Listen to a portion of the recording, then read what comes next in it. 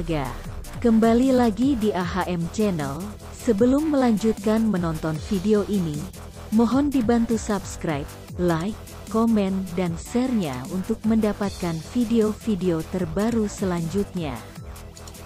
Terima kasih, semoga Tuhan senantiasa membalas kebaikannya.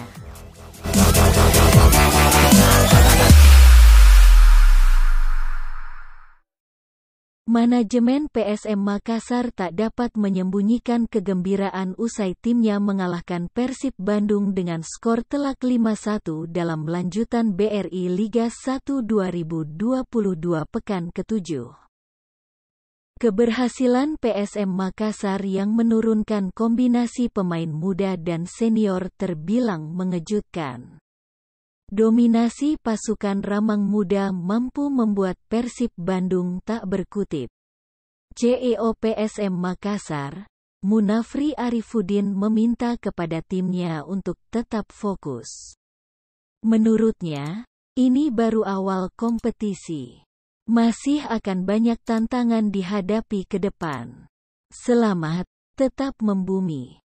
Nikmati proses, jangan cepat puas diri atau bahkan besar kepala, ujarnya.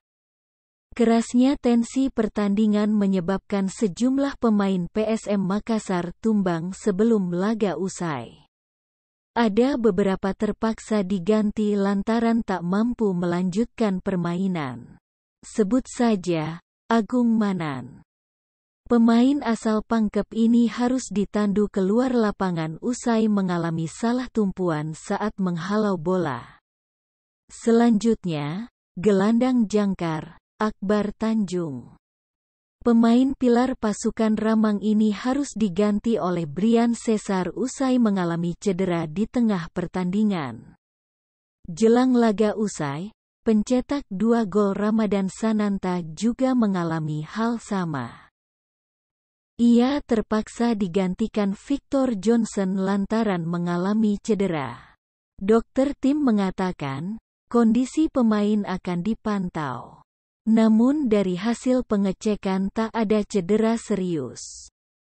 Mereka hanya mengalami kram sehingga diperlukan buat istirahat yang cukup.